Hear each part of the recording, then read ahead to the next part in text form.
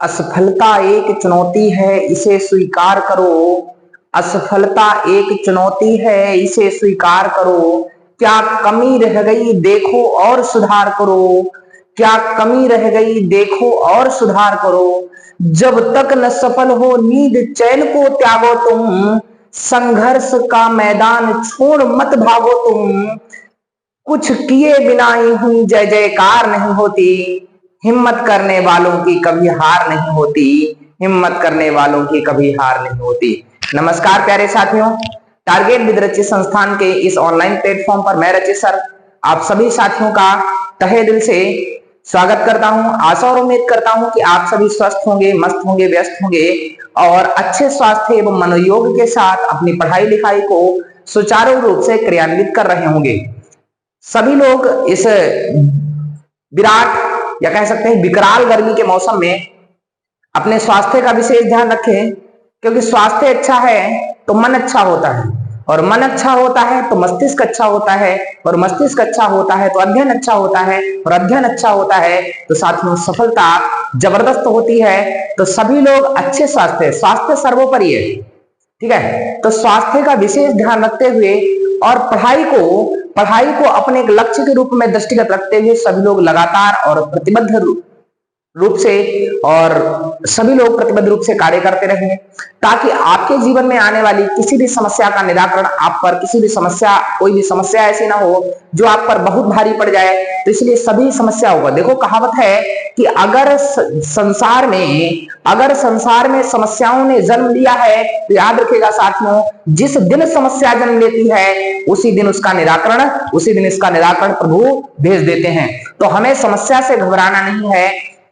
और अपने लक्ष्य के प्रति तटस्थ होकर पूरी ईमानदारी और पूरी निष्ठा के साथ कार्य करना है। यही देशभक्ति है। अगर कोई व्यक्ति देशभक्ति ये नहीं है कि इसका मतलब ये हुआ कि हम तिरंगा झंडा अपने छत पर फहरा दें, ये देशभक्ति है। देशभक्ति सिर्फ क्या होता है कि अगर कोई व्यक्ति पूरी ईमानदारी, पूरी निष्ठा, पूरी नकल, पूरी लगन, पूरे धैर्य, पूरे संयम और पूरी ईमानदारी के साथ अगर किसी कार्य को कर रहा है साथियों, तो याद रखेगा इससे अच्छी और इससे सच्ची देशभक्ति नहीं है। राष्ट्रहित की ओर यह सबसे अहम भूमिका निभाने वाला आपका कदम है। तो आप सभी साथी जितने भी हमारे प्यारे भाई बहन हैं, तो सभी लोग पूरे जोश और जुनून के साथ लग जाइए और आज हम लोग उस मंजिल को, उसकी औकात बताने चलेंगे। क्योंकि हम लोग जो बात कर रहे हैं साथियों, सीटेट जुलाई 2024 की परीक्षा को लेकर बात कर रहे हैं। सीटेट जुलाई 2024 की परीक्षा को दृष्टिगत रखते हुए उस श्रृंखला में हम लोग आज 7वीं श्रृंखला के साथ आप सभी के समक्ष उपस्थित हुए हैं। नित्य प्रति आपको कक्षाएं मिलती रहती हैं, जैसे गणित की नित्य प्रति कक्षाएं मिल रही हैं, एक वीक हो चुका है, धीरे धीरे अब अगले वीक से आपको हिंदी की कक्षाएं मिलना शुरू हो जाएंगी। इसी बीच आपको एक कक्षा होनी है जिसमें हम लोग how to crack the CTET exam को हम लोग कैसे पास करें, क्या उसके कीवर्ड रहने वाले हैं, कैसे हम लोग तुक्का लगाएं, इन समस्त चीजों पर परिचर्चा और रूपरेखा हम लोगों ने तैयार की हुई है।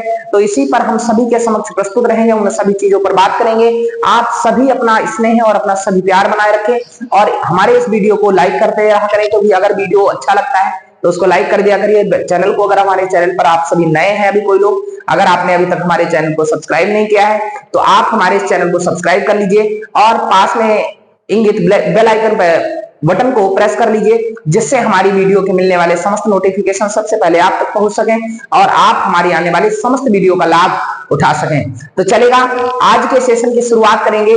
सेशन में हमने जो है आज में के सेशन में, कल वाले सेशन में हमने बेन हीले के डायग्राम को पढ़ा था, जील पियाजे को थोड़ा बहुत पढ़ा हुआ था। आज हम लोग करने वाले हैं कुछ ऐसे प्रश्न हैं जो हमारे पाई चार्ट से संबंधित होते हैं और भी हमारे डेरिवेटिव प्रश्न होंगे जो ज्योमेट्री से लेकर हैं। उन सभी प्रश्नों की श्रृंखला को हम लोग सॉल्व करने वाले हैं। तो आज के सेशन को पूरी ईमानदारी के साथ सभी लोग शेयर कर दीजिएगा, धमाकेदार तरीके से, जोरदार तरीके। जितने भी सोशल मीडिया ऐप है आपके पास, ये जितने भी कॉन्टेक्ट हैं, जितने भी ग्रुप हैं, उन सभी ग्रुप में शेयर कर दीजिए, क्योंकि जितना ज्यादा शेयर कर दोगे उतना ही ज्यादा क्या होगा, यह वीडियो पब्लिश हो सकेगा और लोगों का लाभ हो सकेगा। आइए बिना किसी देर के हुए आज के सेशन की शुरुआत करते हैं। तो सभी का आज के इस सेशन में ढेर सारा स्वागत है। तो आइएगा देखते हैं। चलेगा, पहला प्रश्न आपके सामने है। आदित्य अपने एक दिन के समय को निम्न प्रकार से व्यय करता है, जिसमें सोना है 7 घंटे, स्कूल है 6 घंटे, खेलना है 2 घंटे, टीवी देखना 2 घंटे और अन्य में 7 घंटे आते हैं। यदि इन आंकड़ों को पाई चार्ट पर दिखाया जाए तो सोने और खेलने से संबंधित केंद्रीय कोडों का अंतर क्या होगा। देखो साथियों, इस प्रश्न को हम लोग दो तरीके से कर सकते हैं। हम चाहे तो इस प्रश्न को डायरेक्ट भी कर सकते हैं, लेकिन अभी हम लोग डायरेक्ट नहीं करेंगे। हम पहले आपको पाई चार्ट बनाना सिखाएंगे। How to make the pie chart, अर्थात पाई चार्ट को कैसे बनाया जाता है। सबसे पहले तो हम लोग पाई चार्ट को बनाएंगे और उसके बाद हम इसको ट्रिक पर भी बात करेंगे। डायरेक्ट वन लाइनर में इसको अगर सॉल्व करना चाहें तो कैसे सॉल्व करें। देखो होता क्या है, अगर इंसान समय की रिस्पेक्ट करता है तो समय उसकी इज्जत करता है, तो हमें समय को बचाना है तो हम उसको भी दृष्टिगत रखते हुए आपको ट्रिक पर भी बात करें। लेकिन उसके साथ साथ बेसिक कॉन्सेप्ट अगर क्लियर होगा कि इन केस अगर पाई चार्ट बनाना पड़ गया या पाई चार्ट कैसे ड्रॉ किया जाता है, how to make draw the pie chart या मेक पाई चार्ट, अर्थात पाई चार्ट को कैसे बनाएंगे, उन सब चीजों पर हम लोग परिचर्चा करने वाले हैं। आइएगा देखते हैं हम लोग क्या करते हैं। पाई चार्ट का मतलब होता है कि एक पाई चार्ट हमें इस प्रकार से तैयार करना है जो कंप्लीट 360 डिग्री में आइडेंटिटी दे रहा हूं। मतलब अगर हम लोग बात करें, हमने आपको बताया हुआ था कि जो साथी संपूर्ण कोण होता है, संपूर्ण कोण होता है,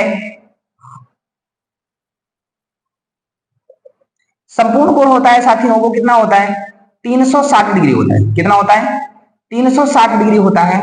और अगर हम total hours of a day बात करें, एक दिन में घंटों की संख्या, अगर हम एक दिन में घंटे बात करें, एक दिन में घंटे बात करें तो कितने होते हैं साथी 24 घंटे होते हैं। तो कहीं ना कहीं हमारे लिए दिन में अगर कंप्लीट वैल्यू की बात करें तो 24 आवर्स है, और अगर केंद्रीय कोण की बात करें तो टोटल हमारा 360 डिग्री रहने वाला है। कहीं ना कहीं ये दोनों बराबर होंगे।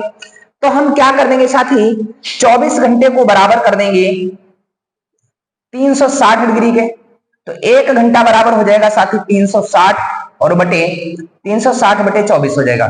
इस प्रकार से हम एक घंटे की वैल्यू को निकाल लेंगे। कैसे निकालेंगे देखिए साथी, 24 से कम 24 और 12 बच गया, 24 पंचे 120, अर्थात एक घंटा बराबर हुआ साथियों, एक घंटा बराबर हुआ कितने डिग्री के 15 डिग्री के बराबर हुआ। एक घंटा बराबर साथियों कितने डिग्री का हो गया 15 डिग्री के। अब अगर हम इसका पाई चार्ट को ड्रा करें, अब अगर हम इस पाई चार्ट को ड्रा करें साथियों, देखिएगा हम वैसे तो पाई चार्ट नहीं बनाते, केवल आपको दिखाने के लिए बना रहे हैं, केवल आप लोग सीख जाएं, सभी लोगों को किसी भी प्रकार की कोई समस्या ना हो। हमें पता है साथियों, हमारे पास जो 1 2 3 4 और 5 प्रकार के वर्ग दे रखे हैं, अर्थात इसको हम 5 बराबर भागों में 5 कुछ भागों में बांटे ले रहे हैं। 1 2 3 4 और ये 5 हो गए। अब देखिएगा सबसे पहले तो हम सोने को बना सकते हैं। सोना कितना घंटे है 7 घंटे, तो एक घंटा बराबर साथी होता है 15 डिग्री, तो 7 घंटा बराबर होगा 15 से 105 डिग्री, अर्थात सोना का जो केंद्रीय कोण होगा 105 डिग्री होगा। स्कूल का साथी कितना हो जाएगा, स्कूल का हो जाएगा साथी 15 छक्का 90, अर्थात 90 डिग्री हो जाएगा। अब अगर हम लोग बात करें खेलने का साथी कितना हो जाएगा, तो खेलने का हो जाएगा 15 दूनी 30 डिग्री, खेलने का साथी कितना हो जाएगा, खेलने का हो जाएगा 15 दूनी 30 डिग्री हो जाएगा। और इसके अलावा टीवी देखना, टीवी जो देखना है, टीवी देखना भी साथी कितने घंटे हो जाएगा 15 दूनी 30 डिग्री हो जाएगा। और एक लास्ट बचा हुआ अन्न में साथी 7 घंटे है, तो 15 से 105 डिग्री हो जाएगा। तो यह हमारा केंद्रीय कोण बन के तैयार हो गया और एक पाई चार्ट ड्रा हो गया। अब हमसे पूछा है साथी कि सोने और खेलने का डिफरेंस क्या होगा, तो सोना 105 डिग्री है और खेलना साथियों देखिएगा खेलना 30 डिग्री है, तो difference between the 105 and 30 minus कर देंगे साथियों, तो कितना हो जाएगा यहाँ से आप देखिएगा, तो ये हो जाएगा 75 डिग्री। अर्थात कह सकते हैं सोने और खेलने के मध्य जो केंद्रीय कोण है, सोने और खेलने के मध्य केंद्रीय कोण साथियों कितना हो जाएगा 30 डिग्री हो जाएगा। यह तो हमने पाई चार्ट के माध्यम से इसको बना लिया, ठीक है साथियों। अब देखिएगा हम अगर कंप्लीट पाई चार्ट यहाँ पर ना भी बनाना चाहते तो कोई दिक्कत मेरे लिए नहीं होती, आप लोग सभी लोग समझिएगा, हम यहाँ पर बना ले रहे हैं। देखिएगा साथियों समझिएगा, हमने बताया है total 24 hours, 24 hours equals to the 360 degree and 1 hours equals to the 360 बटे साथी कितना हो जाएगा 24। अब देखिएगा हमसे सोने और खेलने का पूछा है, तो यहाँ सोने में कितने घंटे 7 घंटे सोता है, जबकि खेलता कितने घंटे 2 घंटे खेलता है, तो 7 और 2 इनके बीच का अंतर पूछा है साथी। 7 में से 2 गया 5, हम 5 डिग्री की वैल्यू निकाल देंगे, 5 घंटे की वैल्यू निकाल देंगे, 5 से यहाँ गुणा करा देंगे, तो यहाँ कितना हो जाएगा 15 बचे 75 डिग्री हो गया। हमें साथी कोई भी पाई चार्ट बनाने की कोई जरूरत नहीं पड़ी, क्योंकि हमने यहीं पर ऐसे इसी चीज को बना लिया। तो आशा और उम्मीद करते हैं कि आप सभी को यह पाई चार्ट जो मेकिंग का पोर्शन है सभी को अच्छे से क्लियर हो रहा होगा, किसी को किसी भी प्रकार की कोई समस्या नहीं हो रही होगी। आइएगा हम लोग सेकंड क्वेश्चन पर चर्चा करते हैं। जो सेकंड क्वेश्चन है साथियों देखिएगा, बहुत ही अच्छे प्रश्नों का समाकलन है, ठीक है। समागम बहुत अच्छा रहता है, प्रयास किया जाता है कि ऐसे प्रश्नों को लाया जाए जो आपके परीक्षा की दृष्टि से बहुत ही इंपॉर्टेंट हो। लिखा है एक 7 अंक की संख्या यदि एक 7 अंकी यदि एक 7 अंकी संख्या है, यदि एक 7 अंकी संख्या 346P540 346P504 यदि एक 7 अंकी संख्या 11 से विभाज्य है, संख्या 11 से विभाज्य है, संख्या 11 से विभाज्य है, तो P का मान ज्ञात कीजिए। तो P का मान ज्ञात कीजिए, हमसे पूछा गया है साथियों। तो P का मान क्या रहने वाला है? आइएगा हम लोग डायरेक्ट बात करते हैं, क्योंकि हम डिविजिबिलिटी पर पहले परिचर्चा कर चुके हैं। ऐसी कौन कौन सी संख्याएं होती हैं जो 2 से कटती हैं, 3 से, इन सारी चीजों पर बात करने वाले हैं। बेस अन्य जो कक्षाएं होंगी बेस डिविजिबिलिटी को लेकर अगर बात करें तो अगली बेस डिविजिबिलिटी की जो स्पेशल क्लास होगी वहां पर आपको सभी डिविजिबिलिटी 23 की क्या हो सकती है, 27 की क्या हो सकती है, 13 की क्या हो सकती है, 17 की क्या हो सकती है, ये स्पेशल कैटेगरी में चलते उनको हम सभी लोग समझ लेंगे। यहां देखिएगा साथियों, संख्या 11 से हमने आपको बताया था जब सम स्थानों के अंकों का योग और डिफरेंस विषम स्थानों के अंकों का योग, विषम स्थानों के अंकों, और अगर इनको घटाएं आपस में, या तो 0 मिल जाए या मल्टीपल ऑफ 11 मिल जाए। साथियों कितना मिल जाए?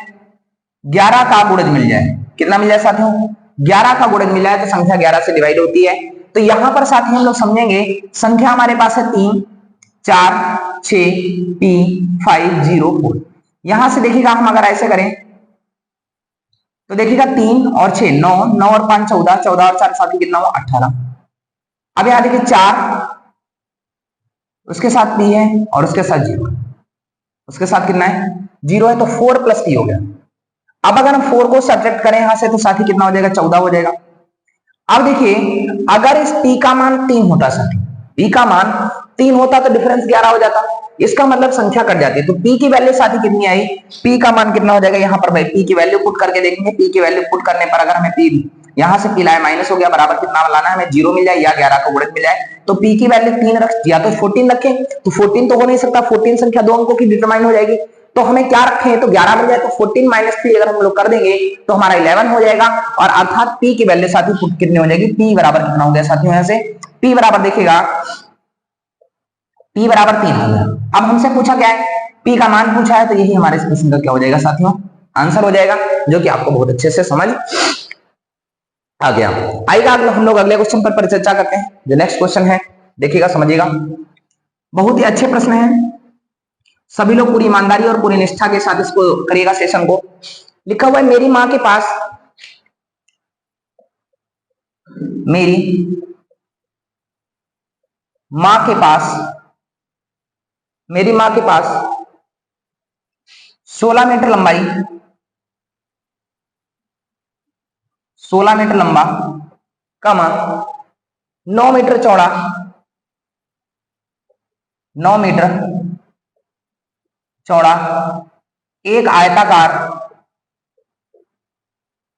9 मीटर चौड़ा एक आयताकार भूखंड है, एक आयताकार भूखंड है, वह इसके बराबर क्षेत्रफल का, वह इसके बराबर क्षेत्रफल का एक वर्गाकार भूखंड, एक वर्गाकार भूखंड, एक वर्गाकार भूखंड लेना चाहती है, लेना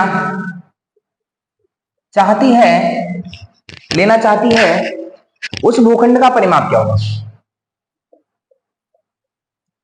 उस भूखंड का परिमाप क्या होगा? यह साथी हमसे पूछा गया है, पेरीमीटर ऑफ द फील्ड। तो यहां से देखिएगा हमसे कहा गया है जो आयताकार भूखंड का क्षेत्रफल है, आयताकार भूखंड का जो क्षेत्रफल है साथी, इसी के बराबर ही वर्गाकार भूखंड का क्षेत्रफल। इसी के बराबर साथी क्या है? वर्गाकार भूखंड का क्षेत्रफल। दोनों को हम लोग इक्वल करा देंगे। देखिएगा साथी, आयत का क्षेत्रफल क्या होता है? लंबाई गुणा चौड़ाई। और इसका क्षेत्रफल क्या होता है? भूखंड वर्गाकार तो भुजा स्क्वायर होता है। क्या होता है साथी? भुजा स्क्वायर। यहाँ लंबाई है 16 और चौड़ाई है 9, तो 16 गुणे 9 बराबर साइड का स्क्वायर हो जाएगा। तो यहां से साथी अगर हम लोग बात करें तो भुजा बराबर कितना हो जाएगा? भुजा बराबर हो जाएगा, अब देखिएगा जैसे ही भुजा बराबर करेंगे तो यहाँ पर अंडर रूट लग जाएगा। 16 इंटू 9, 16 4 का स्क्वायर है, 9 3 का हो जाएगा, तो ये कितना हो जाएगा? 12। अर्थात कह सकते हैं साथी जो वर्गाकार भूखंड की भुजाई वो कितनी आ गई साथियों? 12 आ गई। हमसे पूछा परिमाप। अब यह वर्गाकार भूखंड में परिमाप क्या है? 12 है, सॉरी भुजा क्या है? 12 है। हमने आपको बताया वर्ग की वह आकृति होती है, वह बहुभुज होता है जिसकी चारों भुजाएं क्या होती है? बराबर होता है। और परिमाप का मतलब होता है साथी सभी भुजाओं का जो योग होता है, सभी भुजाओं का योग जो होता है उसी को साथी हम लोग क्या बोलते हैं? परिमाप कहते हैं। परिधन माप बराबर चारों ओर की जो माप होती है उसी को हम लोग परिमाप बोलते हैं। तो 12 चौके 48 हो जाएगा। अर्थात कह सकते हैं इस जो वर्गाकार भूखंड है, इस वर्गाकार भूखंड का परिमाप साथियों कितना हो जाएगा? 48 मीटर हो जाएगा, जो हमारे इस प्रश्न का क्या हो जाएगा? सही आंसर होगा। आइएगा हम लोग नेक्स्ट क्वेश्चन पर बात करेंगे। देखिएगा बहुत ही अच्छे से पूरी शिद्दत के साथ सेशन को देखिएगा, और अगर पूरा सेशन आपने देख लिया तो मेरा वादा है साथियों कि आप परीक्षा में कोई भी प्रश्न गलत करके नहीं आएंगे। अगला क्वेश्चन है 3:30 3:30 है। घड़ी के सुइयों के बीच बने कोण की माप क्या है? घड़ी की सुइयों के बीच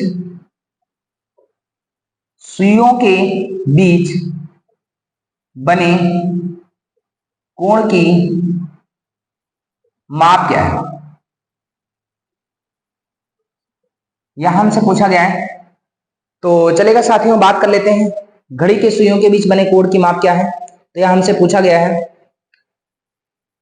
ठीक है। इसको देखते हैं। तो घड़ी की सुइयों के मध्य माप क्या रहने वाली है, तो इसको समझिएगा। घड़ी की सुइयों की माप के लिए सबसे पहले तो साथियों हमें पता होना चाहिए, हमने उस दिन बताया हुआ था 1 घंटे में 30 डिग्री का कोण बनता है। कितना बनता है साथियों?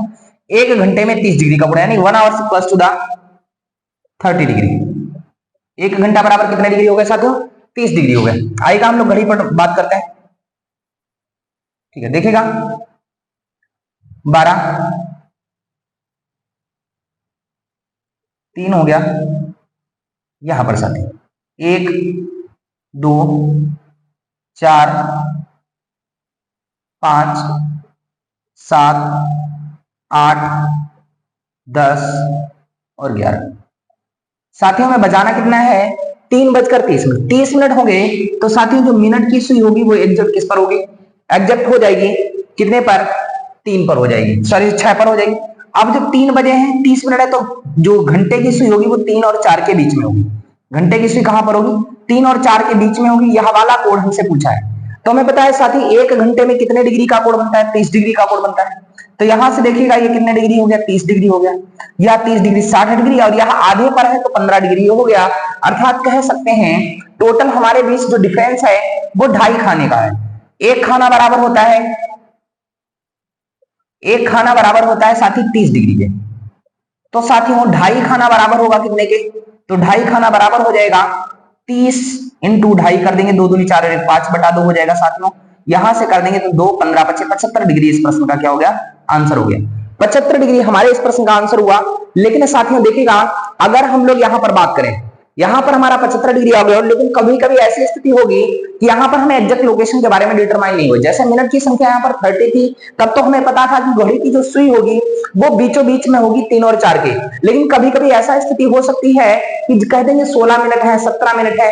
ऐसी स्थिति में साथियों फिर हम लोग कैसे निकालेंगे? तो कुछ कॉन्सेप्ट है, उस कॉन्सेप्ट को साथियों समझिएगा, बहुत ही मजा आएगा इस सेशन में।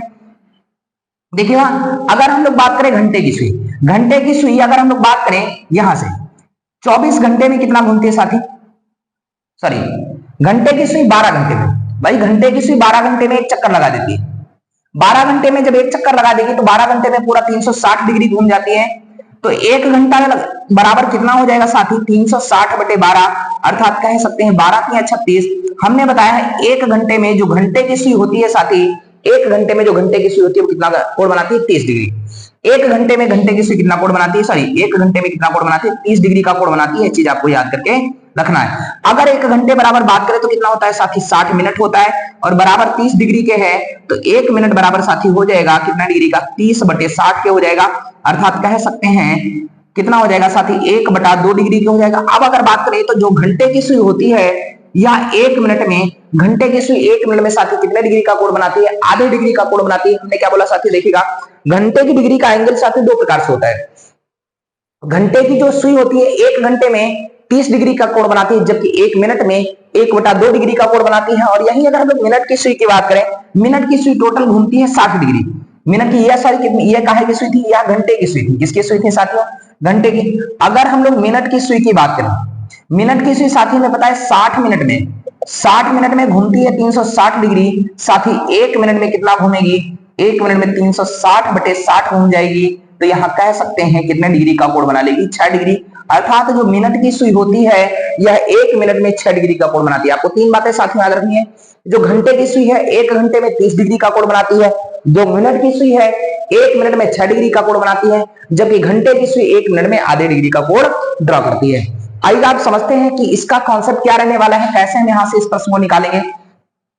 तो हमें पता है साथियों समय हमारा 3:30 हुआ है, समय हमारा 3:30 हुआ है। अब आप सभी को पता है यह मिनट है हमारे और यह घंटा है। घंटे का जो रिलेशन होता है 2 प्रकार होता है, एक बार घंटे से होता है और एक बार मिनट से होता है। घंटे का रिलेशन किससे होता है, एक बार घंटे से होता है और एक बार मिनट से होता है, और मिनट का रिलेशन सिर्फ साथी किससे होता है, मिनट से होता है। हमें पता है 1 घंटा है, ठीक है, तो 1 घंटे में 30 डिग्री का कोण बनता है, तो 3 गुणे भाई 3 बजे हैं और 30 बनता है, तो इसको गुणा करा लीजिए, ठीक है, प्लस का निशान लगाओ क्योंकि घंटा घंटे का है प्लस। फिर क्या करना है, मिनट हुए कितने 30 मिनट, और घंटे में बनता कितना डिग्री, आधे डिग्री, तो आधे से भाग कर दो, इसको गुणा करा दीजिए। डिफरेंस 6 गुणे 6 कहां से आया, क्योंकि 1 मिनट में 6 डिग्री का कोण बनाता है। तो यहां से करेंगे तो साथी 30 या 90 और 15 कितना हो जाएगा, 105 हो जाएगा। और ये कितना हो जाएगा साथियों, 6 या 18 180 हो जाएगा। 180 में से 105 को घटा देंगे, अर्थात हमारे इस प्रश्न का साथी कितना आंसर हो जाएगा, 75 डिग्री हो जाएगा। तो आशा और उम्मीद करते हैं कि आप सभी को घड़ी का जो कॉन्सेप्ट है क्लियर हो गया होगा, किसी को किसी भी प्रकार की कोई समस्या नहीं हो रही होगी। हमने देखा कि घड़ी से हमने बेसिक फॉर्मेट में भी बता दिया साथियों कि बेसिक फॉर्मेट में अगर समय हमारा सही है, मतलब कह सकते हैं देखो घड़ी की स्थिति ऐसी है, अगर समय सही तो सब कुछ सही। और आप जीवन में भी देख लें कि अगर आपका समय अच्छा है तो आप दुनिया की कोई भी ऐसी चीज नहीं है जो हासिल नहीं कर सकते हैं साथियों। तो वही स्थिति है। तो अगर समय सही होगा तब तो हम घड़ी बनाकर ड्रा कर लेंगे, नहीं तो अन्यथा की स्थिति में यहां पर कर लेंगे। यहां पर अगर आप सूत्र को डिजाइन करना चाहे तो कह सकते हैं 3 इंटू आवर्स हो जाएगा प्लस m/2 हो जाएगा और डिफरेंस 6 इंटू एम हो जाएगा। जब भी कभी आपको थीटा की वैल्यू निकालनी हो, जब भी कभी आपको कोण निकालना हो, दो सुइयों के मध्य का कोण निकालना हो, तो साथियों थीटा बराबर 3 गुणे घंटे plus m/2 difference 6 into M कर लेंगे और हमारे इस प्रश्न का साथियों क्या आ जाएगा, आंसर आ जाएगा। आइएगा हम लोग अगले प्रश्न पर चर्चा करते हैं। सभी लोग कॉपी कलम लेकर बैठा करें ताकि कोई भी चीज ऐसी लगे जो आपको अज्ञात है या कोई ऐसी चीज लगे नई है या कुछ ऐसा लगे वास्तविकता जो नोट करने के लिए है, तो उसको साथियों नोट जरूर किया करें। आइएगा हम लोग अगले प्रश्न पर चर्चा करेंगे। लिखा है एक घनाभाकार टीन के डिब्बे, एक घनाभाकार टीन के एक घनाभाकार टीन के डिब्बे की लंबाई चौड़ाई और ऊंचाई की लंबाई चौड़ाई और ऊंचाई क्रमशः लंबाई चौड़ाई और ऊंचाई क्रमशः 32, 20 और 25 सेंटीमीटर है। 32 सेंटीमीटर, 20 सेंटीमीटर, 25 सेंटीमीटर है। 32 सेंटीमीटर, 20 सेंटीमीटर और 25 सेंटीमीटर है। इसमें 18 सेंटीमीटर ऊंचाई तक तेल भरा है। इसमें 18 सेंटीमीटर ऊंचाई तक 18 सेंटीमीटर ऊंचाई तक तेल भरा है। तेल भरा है, इसमें 18 सेंटीमीटर ऊंचाई तक तेल भरा है। इस टीन के डिब्बे में और कितना तेल डाला जा सकता है? इस टीन के डिब्बे में और कितना तेल डाला जा सकता है।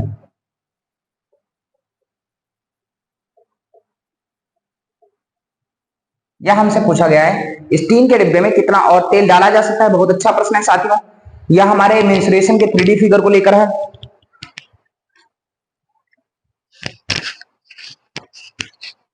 ठीक है, तो उसको समझिएगा। बहुत ही अच्छा प्रश्न है। हमसे बोला गया है घनाभाकार टीन का डिब्बा है जिसकी लंबाई चौड़ाई और ऊंचाई का अनुसार 32 सेंटीमीटर, 20 सेंटीमीटर और 25 सेंटीमीटर है। इसमें 18 सेंटीमीटर तक ऊंचाई तक तेल भरा है। 18 सेंटीमीटर, इसमें 18 सेंटीमीटर तक ऊंचाई, 18 सेंटीमीटर ऊंचाई तक तेल भरा है साथियों, ऊंचाई तक तेल भरा है। तो इस टीन के डिब्बे में कितना और तेल डाला जा सकता है। मतलब ऐसे देखिए साथियों, एक पॉट है, ये डब्बा है। इस डब्बे में क्या कहा है, इस डब्बे की जो हाइट है साथियों, डब्बे की जो साथियों हाइट है वो कितनी है साथियों, 25 सेंटीमीटर। कितनी है, 25 सेंटीमीटर है। जिसमें इन्होंने कहा है कि 18 सेंटीमीटर तक तेल भरा है। मान लो यहां तक तेल भरा है, कितना है तेल भरा है, यह 18 सेंटीमीटर हो गई। 18 सेंटीमीटर तक साथियों क्या भरा है, 18 सेंटीमीटर तक तेल भरा है। 18 सेंटीमीटर तक तेल भरा है। अब कह रहे हैं कि यह जो ऊपर का पार्ट बचा है, मान लो ये यह डब्बे की तली कहां तक है, यहां तक है। कह रहे हैं इस ऊपर वाले भूभाग में अगर तेल भरा जाएगा, इस वाले भूभाग में, ये जो खाली है साथियों, इस वाले भूभाग में अगर तेल भरा जाएगा, इस वाले भूभाग, देखो यहां वाले भूभाग में तेल पहले से भरा है। यहां वाले भूभाग में साथियों तेल क्या है, पहले से भरा है। किसी को किसी प्रकार की कोई तेल भरने की कोई जरूरत नहीं, ये तेल पहले से भर रखा है।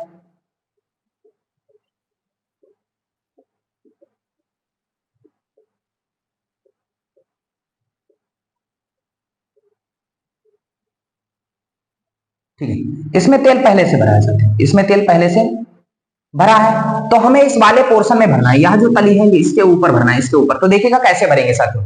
देखो दो तरीके से कर सकते हैं। पहले तो हम डिब्बे का आयतन निकाल लें। इस टोटल डिब्बे के आयतन में से यह वाला आयतन अगर माइनस कर दे तो हमें यह वाला आयतन मिल जाएगा, पहला तरीका। दूसरा तरीका हम लोग निकालेंगे और कितना तेल आएगा। देखिए हम साथियों दो तरीके से बता देंगे इसको। सबसे पहले टीन के डिब्बे का आयतन क्या होगा, डिब्बे का आयतन क्या होगा। तो आयतन होता है घनाभ का लंबाई गुणे चौड़ाई गुणे ऊंचाई। कितना होता है साथियों, लंबाई गुणे चौड़ाई गुणे ऊंचाई। तो लंबाई कितनी है, 32 गुणे 20 गुणे 25 हो जाएगा साथियों। अब 18 सेंटीमीटर तेल भरा है, तो तेल पहले कितना भरा है, तेल की मात्रा कितनी है, तेल की मात्रा। तो तेल की मात्रा से साथी कितनी, इसका भी एलवीएच कर लेंगे, एलवीएच कर लेंगे। तो यहां से लंबाई है 32, चौड़ाई है 20 और ऊंचाई, ऊंचाई कितनी है साथी 18, ऊंचाई कितनी है 18 हो जाएगी। अब हमसे पूछा और कितना तेल भरा जा सकता है, यानी भरने वाले तेल की मात्रा, भरने वाले तेल की मात्रा साथी कितनी होगी। तो हम क्या कर रहे हैं, टोटल डब्बे के आयतन में से इस तेल को घटा दें।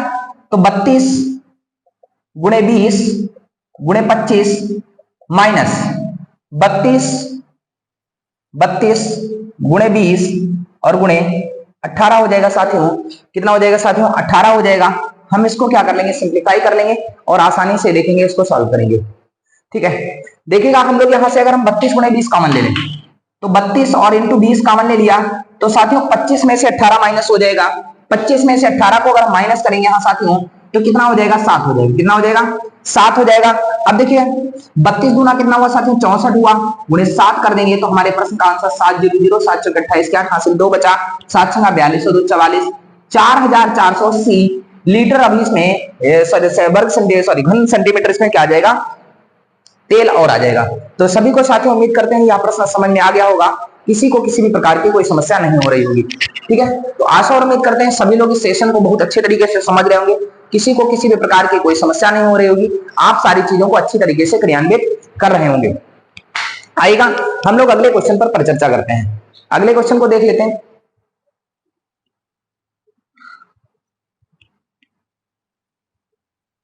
नेक्स्ट है हमारा अगला क्वेश्चन है, एक योग दिया गया है साथियों 548 3103।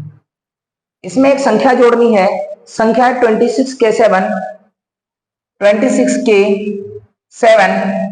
P P 32। और कह रहे हैं जब इनको आपस में जोड़ा जाता है तो हमें एक योगफल प्राप्त होता है। वो योगफल क्या रहने वाला है? 85 21 0 95। 85 21 0 95 95 प्राप्त होता है। कितना प्राप्त होता है साथियों? 95 प्राप्त होता है। साथियों कितना है? 92 है। कितना है? P92 है। कितना? 92 है साथियों। कितना है? P92 है। तो ये प्राप्त होता है। कह रहे हैं कि यहां से K प्लस P का मान पूछा है, यानी कि देन यह स्थिति अगर सही है तो इसके होते हुए देन हमें क्या करना है? K प्लस P की वैल्यू को क्या करना है? वेरीफाई करना है। आएगा साथियों। इस प्रश्न को हम लोग बहुत ही शिद्दत के साथ कर लेंगे। क्या करना है? हमें इसको ऐसा जोड़ना है कि K और P की वैल्यू निकल आए और यह योगफल हमारा सही हो जाए। देखिएगा 3 और 2 5 बिल्कुल सही बात है। 0 और 9 बिल्कुल सही बात है। अब हम चाह रहे हैं यहां है 1, यहां है साथी P, तो 1 में कितना जोड़ें कि 0 हो जाए? 1 में कितना जोड़ें कि 0 हो जाए? तो आप कहोगे सर -1 जोड़ दीजिए और हमारा आंसर आ जाएगा। तो -1 यहां पर नहीं ऐड कर सकते बीच में, हमें कुछ ऐसा करना होगा, कहते ना कुछ ऐसा कर कमाल की तेरा हो जाऊं, कुछ ऐसा करो कि हमें क्या मिल जाए? 0 मिल जाए, मतलब सांप भी मर जाए और लाठी भी ना टूटे, माइनस की वैल्यू भी ना मिले और हमारा प्रतिफल भी 0 हो जाए।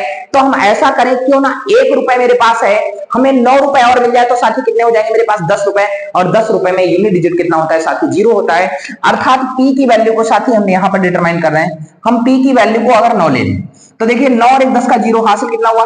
1 हुआ। 7 3 10 और 11 का 1, हासिल 1, 8 और 1 9।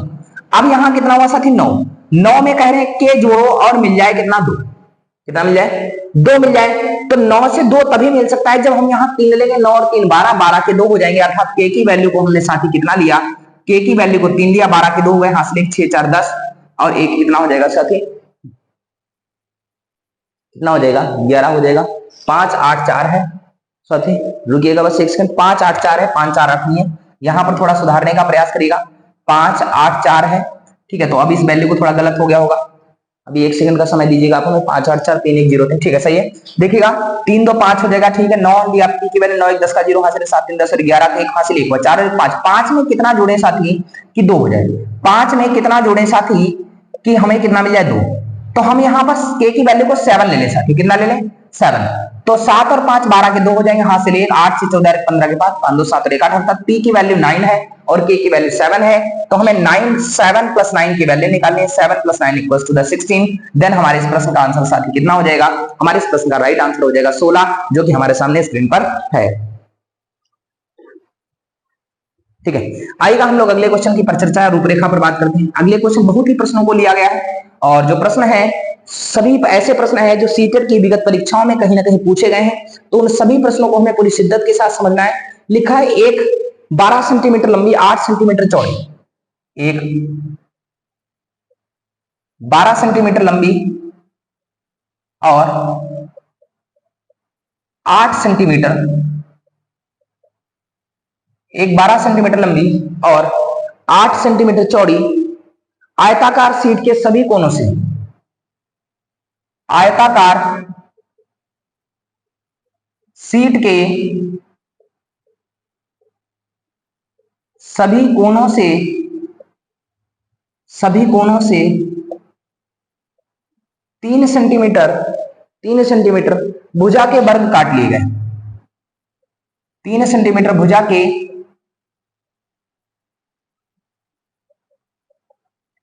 वर्ग काट लिए गए। इस प्रकार से सीट का क्षेत्रफल क्या होगा? इस प्रकार शेष सीट का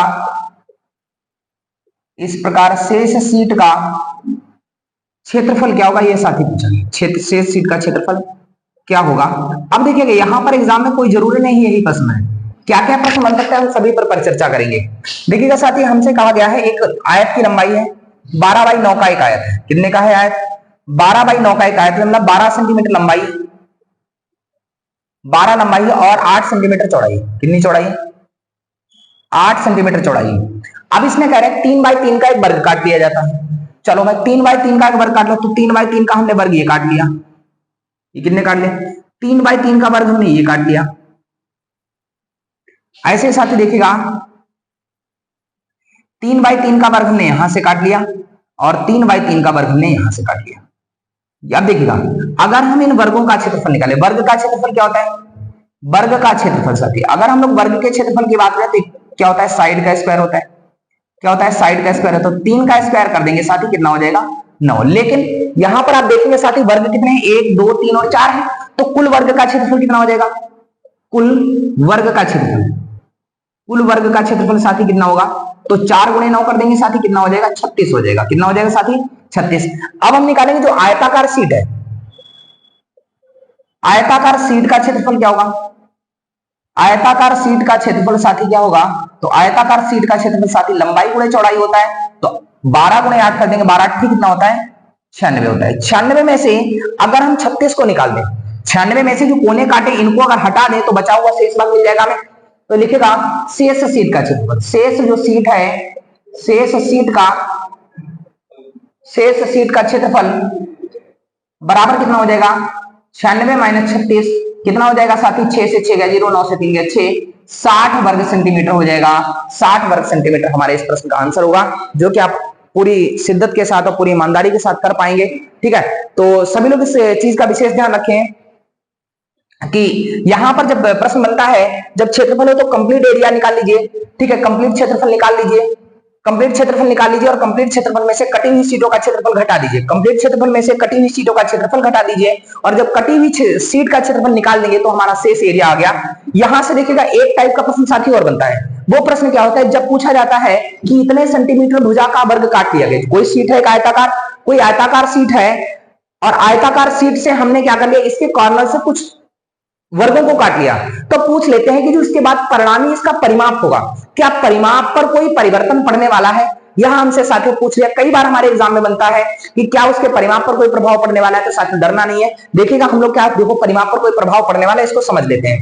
देखिएगा अगर हम लोग परिमाप को समझें, यह भुजा हमारी 12 सेंटीमीटर थी साथियों, यह भुजा 12 सेंटीमीटर है, यह भुजा 8 सेंटीमीटर है। अगर हम 3/3 का निकाल दें, 3/3 का निकल गया था, टोटल भुजा 6 निकल गई, तो कह सकते हैं साथियों यह वाली जो भुजा रही कितनी रही, 6 सेंटीमीटर रही। इसके बाद देखो यह 3 सेंटीमीटर है और यह भी साथियों कितना है, 3 सेंटीमीटर, कितना है, और यह साथियों कितनी रह जाएगी, अब देखो 3 इधर 3 इधर 6 निकल गए थे, ये कितनी बची साथियों 2 सेंटीमीटर, और यह भी कितनी है 3 सेंटीमीटर, और यह कितनी है 3 सेंटीमीटर। यह वाली अभी आपने निकाली साथी कितनी है 6 सेंटीमीटर, यह 3 सेंटीमीटर। देखिए कितना मजा आने वाला है, यह भी कितनी है साथी 3 सेंटीमीटर है, यह कितनी है साथी 2 सेंटीमीटर है, और यह कितनी है 3 सेंटीमीटर है, और यह कितनी है साथी 3 सेंटीमीटर है। अब देखिएगा साथियों क्या परिमाप पर कोई प्रभाव पड़ेगा, तो हम चेक कर लेते हैं भाई। आयत का परिमाप क्या होता है, लंबाई प्लस चौड़ाई को मल्टीप्लाई बाय 2 कर दीजिए, तो 12 और 8 साथी कितना हुआ 20 हुआ, 20 को 2 से गुणा करा दे तो कितना परिमाप होगा, यानी कह सकते हैं जो पूर्ववत आकृति थी बिना काटने से पहले, तो उसका जो परिमाप था साथियों कितना था 40 सेंटीमीटर था। अब हमने जब इससे वर्ग काट ली तो क्या इसके परिमाप पर कोई प्रभाव पड़ा, तो जोड़िएगा। परिमाप क्या होता है, sum of all sides that called the perimeter, अर्थात सभी भुजाओं को अगर हम लोग साथियों जोड़ लें तो जोड़ने के बाद जो प्रतिफल प्राप्त होता है साथियों वही परिमाप कहलाता है। यहां से देखिए 6 3 9 9 और 3 कितना हुआ साथियों 12 12 और 2 14 14 और 3 कितना हुआ 17 17 और 3 20 20 और 6 26 26 और 3 कितना हुआ 29 29 और 3 32 32 और 2 कितना हुआ साथियों 32 और 2 34 34 और 3 37 और 3 40। अर्थात जब काटने के बाद भी परिमाप साथियों कितना मिला, यानी वर्ग करने के उपरांत भी हमें साथियों 40 सेंटीमीटर मिल रहा है। इसका मतलब साथियों सीधा सा प्रोस्पेक्टस एक हुआ, आप अपने बिल्कुल मस्तिष्क में, मन मस्तिष्क में पूरी कंठस्थ तरीके से इसको बसा लीजिए कि जब भी कभी कोई भी आयताकार शीट हो, अगर इससे कोई वर्गाकार आकृति काटी जाती है, चाहे वो एक आकृति काटी जाए, चाहे वो 2 आकृतियां काटी जाए, चाहे वो 4 आकृतियां काटी जाए, चाहे वो सभी कॉर्नर से काट ली जाए या मिडिल टर्म से कहीं भी, तो याद रखिएगा साथियों इसके आने वाले परिमाप पर कोई भी प्रभाव नहीं पड़ता है। आपने चेक किया, काटने से पहले भी परिमाप था, काटने के बाद भी परिमाप 40 है, अर्थात कह सकते हैं शीट कटने के बाद परिमाप में कभी भी कोई परिवर्तन नहीं होता है। आइएगा हम लोग अगले क्वेश्चन पर परिचर्चा करते हैं। ठीक है, तो परिमाप अगर कट जाए तो यहां से भी साथियों प्रश्न को याद रखिएगा, बहुत ही अच्छे तरीके से सेशन को देखिएगा ताकि पेपर में आने वाला कोई भी प्रश्न आपका गलत ना हो, क्योंकि एक भी प्रश्न छूट गया तो समझ जाइएगा कि आप सबका जो संकल्प है 130 का वो कहीं ना कहीं पीछे हट जाएगा और हमें अपने संकल्प पर कार्य करना है। हम आज बता चुके हैं आपको, असफलता एक चुनौती है, इसे स्वीकार करो। ये नहीं कि असफल हो गए तो अब हाय हमारा क्या होगा, आपका कुछ नहीं होगा। आपका सिर्फ वही होगा जो आपने अपने मन मस्तिष्क में बसा रखा है। आपने अगर मन में बसा लिया है कि हमें अपने लक्ष्य को प्राप्त करना है, हमें जीत कर रहना है, मान लो तो हार, ठान लो तो जीत होती है साथियों। हमें ठान लेना है तो असफलता एक चुनौती है, इसे स्वीकार करो।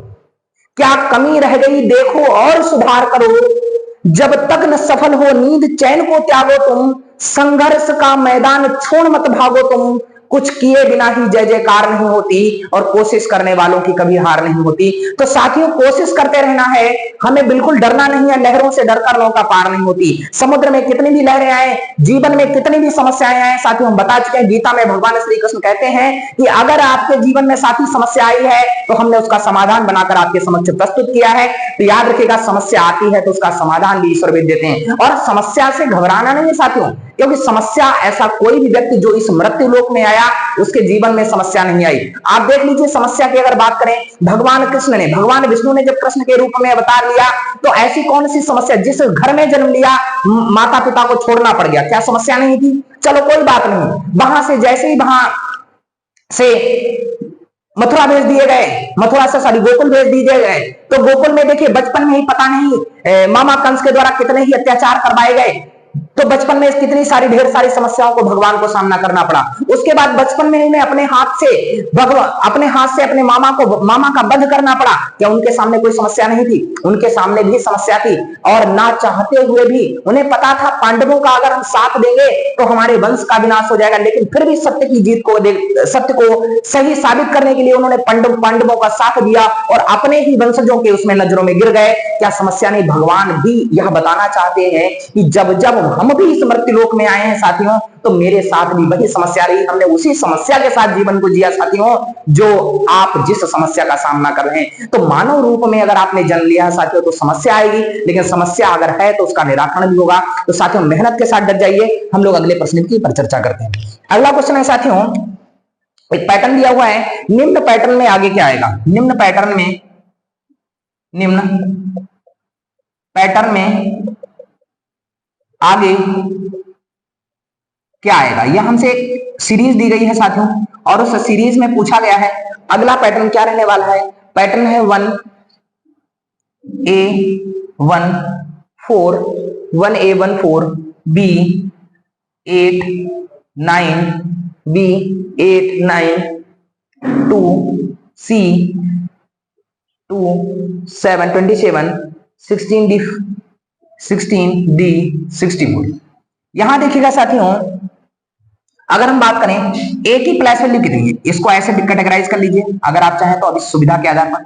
यहां देखिए ए की प्लस वैल्यू 1, तो इधर हम क्या कर देंगे, 1 का स्क्वायर कर देंगे, और इधर हम 1 का क्या कर देंगे, क्यूब कर देंगे। पहले स्क्वायर और फिर क्यूब हमें मिल जाएगा। यहाँ बी की प्लस वैल्यू साथी कितनी है, 2, तो इधर हम 2 का क्या कर देंगे साथियों, 2 का स्क्वायर कर देंगे। देखो 2 का स्क्वायर 2 दूनी 4 हो जाएगा, और इधर 2 का क्यूब कर देंगे, 2 दूनी 4 दूनी कितना हो जाएगा, 8 हो जाएगा। यहाँ सी की वैल्यू पर बात करें साथियों 3 होता है, तो इधर 3 का स्क्वायर कर देंगे साथियों 9 हो जाएगा, और इधर 3 का क्यूब कर देंगे, 3 क्या हो गया 27 हो जाएगा। इसी प्रकार से यहाँ पर देखिएगा साथियों 4 है, 4 का स्क्वायर कर देंगे 16 हो जाएगा, 4 का क्यूब कर देंगे साथियों कितना हो जाएगा, 64 हो जाएगा। तो अगला 1 2 3 4 अगला टर्म मिलने वाला है 5, 5 पर आता है साथियों ई, 5 का स्क्वायर कर देंगे साथियों, 5 का स्क्वायर कितना होता है 25 होता है, और 5 का क्यूब साथियों कर देंगे, 5 का क्यूब 25 25 25 पंचे 125 होता है। तो हमारे इस प्रश्न का जो अगला पैटर्न होने वाला है 25E 125 अर्थात 25E 125 इस प्रश्न का आंसर होने वाला है। तो सभी को यह पैटर्न समझ में आ गया होगा। आइएगा बिना किसी देर किए हुए हम लोग अगले प्रश्न पर परिचर्चा करते हैं, ठीक है। अगले क्वेश्चन को देखते हैं। अगला क्वेश्चन क्या रहने वाला है, भुजा 9 सेंटीमीटर वाले एक धातु के घन को पिघलाकर, भुजा 9 सेंटीमीटर वाले एक धातु के घन को,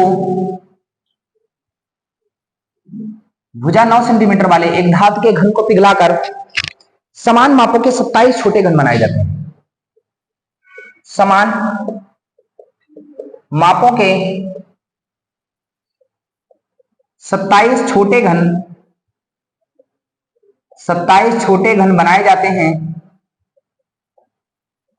27 छोटे घन बनाए जाते हैं। तब प्रत्येक घन का पृष्ठीय क्षेत्रफल क्या है? तब प्रत्येक घन का घन का पृष्ठीय क्षेत्रफल क्या है? पृष्ठीय क्षेत्रफल क्या है, यह पूछा गया साथी। बहुत ही अच्छा जबरदस्त क्वेश्चन है कि भुजा 9 सेंटीमीटर वाले एक धातु के घन को पिघलाया जाता है और पिघलाने के बाद समान माप के 27 छोटे घनों में बनाया जाता है, और जब घन बन के तैयार होता है तो उसका जो एरिया ऑफ जो सरफेस एरिया होगा, टोटल सरफेस एरिया जो होगा वो कितना रहने वाला है। तो आइएगा हम लोग प्रश्न की शुरुआत करते हैं। अगर हम लोग घन की बात करें तो सबसे पहले तो अगर हम बात करें मेल्ट, अगर किसी भी क्यूब को अगर मेल्ट किया जाता है तो कहीं ना कहीं उसमें कोई ना कोई मेटल होता होगा, अर्थात धातु होती होगी। तो सबसे पहले देख ले उस क्यूब को बनाने में कितना मेटल लगा है, और metal is equal to the volume, अर्थात उसके आयतन के बराबर हो जाएगा। तो हम सबसे पहले उस घन का आयतन निकाल लेते। क्या साथी निकालेंगे? घन का आयतन निकाल लेंगे। तो घन का आयतन साथियों क्या होता है? भुजा की घात 3 होता है। क्या होता है साथियों? तो 9 है, 9 का क्यूब करेंगे साथियों, 9 ने 81, 81 ने कितना हो जाएगा साथी? 729 घन सेंटीमीटर हो जाएगा। अब इसी को 27, इस धातु को क्या करना है? 27 लोगों में बांटना है। इस धातु को कितने लोगों में बांटना है? 27 लोगों में। तो छोटे घन का आयतन, छोटे घन का आयतन, छोटे घन का जो आयतन होगा साथी, छोटे घन का आयतन क्या हो जाएगा? इसी 729 को 27 लोगों में बांट दीजिए। काट दीजिए, 9 तिया 27, 9 72, 9 कम 9, 3 से काट दिए 27, 3 81। तो छोटे घन का आयतन 27 क्यूब आ गया, अर्थात कह सकते हैं a क्यूब बराबर 27 हो गया। तो a बराबर साथी कितना हो गया? 3। अर्थात कह सकते हैं छोटे जो घन की भुजाई, छोटे घन की भुजाई साथियों कितनी आ गई? छोटे घन की भुजा 3 सेंटीमीटर आ गई। अब जब छोटे घन की भुजा 3 सेंटीमीटर हो गई तो इस छोटे घन की भुजा 3 सेंटीमीटर में हमें साथियों क्या करना है? देखिएगा हम लोग इसका पृष्ठीय क्षेत्रफल बात करते हैं। पृष्ठीय क्षेत्रफल के बारे में हमने आपको बताया हुआ था। अगर हम घन के पृष्ठ की बात करें तो कल वाले सेशन पर हमने बताया हुआ था साथियों, अगर हम लोग घन पर परिचर्चा करें तो घन की टोटल साथियों कितनी सतह होती हैं? घन पर टोटल कितनी सतह होती है? 6 सतह होती है। घन की टोटल कितनी सतह होती है साथियों? 6 सतह होती है। अब एक सतह कैसी है? चूंकि घन है तो घन की सभी भुजाएं क्या होती है? बराबर होती हैं। और जब घन की सभी भुजाएं बराबर होती हैं तो दैट मीन कह सकते हैं जो एक सतह होगी वो in the shape of square, अर्थात किसके रूप में होगी? वर्ग के आकार में होगी। और वर्ग का क्षेत्रफल साथियों कितना होता है? भुजा स्क्वायर होता है। वर्ग का क्षेत्रफल क्या होता है? भुजा स्क्वायर होता है। तो इसका जो छोटा घन बना है इसका संपूर्ण पृष्ठ का क्षेत्रफल, संपूर्ण पृष्ठ का जो क्षेत्रफल होगा साथियों वो कितना हो जाएगा? भुजा स्क्वायर हो जाएगा। अब भुजा स्क्वायर हो जाए, भुजा स्क्वायर हो, लेकिन पृष्ठ की बात करें तो टोटल नंबर ऑफ सरफेस की बात करें तो सरफेस कितनी होती है? 1 2 3 4 5 और 6 होती है। कितनी होती है भाई? घन। जैसे कोई एक डब्बा है, उस डब्बे में अगर टोटल घन की अगर बात करें, सतह कितनी रहने वाली है, तो किसी चीज को समझने का प्रयास करिएगा। जैसे अभी अगर हम देखें ये है, इसको समझिएगा सभी साथियों। देखिएगा यह हमारे सामने एक घन के आकार का तो नहीं है, फिलहाल घनाभ के आकार का है। अगर हम देखें इसमें टोटल कितनी सरफेस है? 1 2 3 4 5 और 6। अब नामानो चेक करिएगा, देखा 1 2 3 4 5 और 6। अर्थात कोई भी जब घन होता है, घनाभ होता है, तो जो घन होता है घनाभ होता है, उस घन या घनाभ में टोटल सतहों की संख्या 6 होती है। तो हम लोग उसको 6 से गुणा करा देंगे। 6 इंटू भुजा स्क्वायर, 3 का स्क्वायर साथियों कितना होगा? 9 होगा। तो 9 छाक इस प्रश्न का आंसर कितना हो जाएगा? 9 छाक 54 वर्ग सेंटीमीटर इस प्रश्न का क्या हो जाएगा?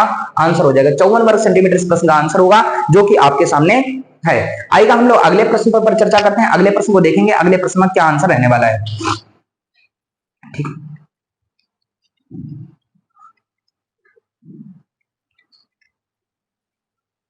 अगला क्वेश्चन देखिएगा साथियों, बहुत बढ़िया प्रश्न है। देखिएगा लिखा हुआ है यदि 0.25 4y प्लस 3, यदि 0.25 4y प्लस 3 सॉरी -3 है इक्वल्स टू द 0.05 और यहां से है 10y -9, यह दिया गया है। तो हमें बताना है तो बताना क्या है साथियों? 7y -5 की वैल्यू क्या होगी? 7y -5 का मान क्या होगा? What is the value of 7y -5? आइएगा इसको सरल कर लेते हैं। अगर हम इसकी गुणा करें, देखिएगा साथियों, इसकी अगर हम गुणा कराएं तो यहां पर 25 चक्कू 100 1 बाई हो जाएगा, 1 बाई हो जाएगा, है ना। माइनस इसकी गुणा कराएं तो 0.25 यहाँ 75 0.75 हो जाएगा। कितना हो जाएगा? यहां से 10y से मल्टीप्लाई कराएंगे तो पॉइंट इधर आ जाएगा, तो इसका 0.5 बाई हो जाएगा। इसकी गुणा कराएं तो यहां से 9 5 45 हो जाएगा, 0.45 हो जाएगा, 0.45 हो जाएगा और 0.45 फिर इसको हम लोग क्या कर देंगे?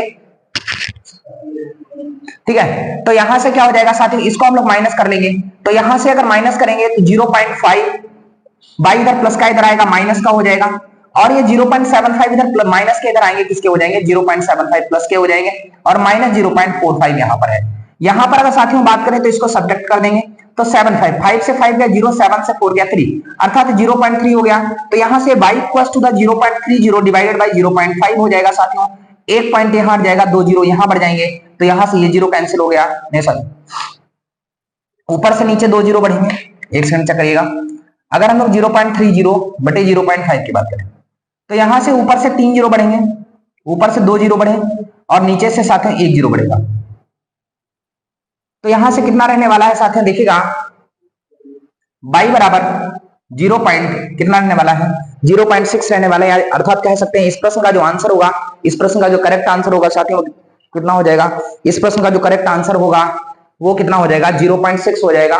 तो इस 0.6 को आप लोगों ने समझ लिया होगा। आएगा हम लोग अगले प्रश्न पर परिचर्चा करेंगे। अगला प्रश्न क्या रहने वाला है, उन सभी प्रश्नों को देख लेते हैं। नेक्स्ट क्वेश्चन है साथियों, देखिएगा लिखा हुआ है त्रिभुज पी क्यू आर की भुजा क्यू आर को, त्रिभुज पी क्यू आर की भुजा, त्रिभुज पी क्यू आर की भुजा क्यू आर को, त्रिभुज पी क्यू आर की भुजा क्यू आर को बिंदु एस तक बढ़ाया जाता है, बिंदु एस तक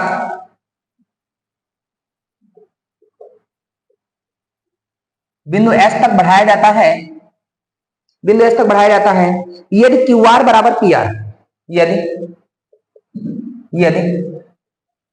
क्यू आर बराबर पी आर है और कोण क्यू पी आर बराबर 50 डिग्री, तथा कोण क्यू पी आर बराबर 50 डिग्री है। कोण क्यू पी आर बराबर कितना है साथियों 50 डिग्री है। तो हमसे पूछा गया है तो 3 कोण पी आर एस, कोण पी आर एस, 3 कोण पी आर एस माइनस 2 कोण पी क्यू आर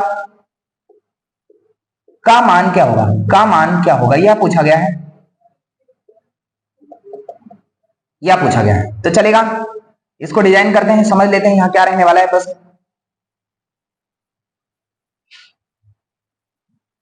हमसे कहा गया है जो त्रिभुज पी क्यू आर है, पी क्यू आर में भुजा क्यू आर को एस तक बढ़ाया जाता है, तो क्यू आर को बढ़ा दीजिए भैया एस तक, एस तक बढ़ा दिया गया, एस तक बढ़ा दिया गया। तो कोण Q P R, Q P R, यह जो कोण है साथियों कितना है 50 डिग्री, यह साथियों कोण कितना है 50 डिग्री है। इसके बाद पूछा गया है तो कोण पी आर एस, 3 गुणे पी आर एस, तो पी आर एस मतलब इसका 3 गुना, और माइनस 2 कोण पी क्यू आर, तो पी क्यू आर इसका दुगुना। अगर अंतर करेंगे तो क्या रहने वाला है, लेकिन कंडीशन दे रखी है then Q R and P R is always equal, P R और क्यू आर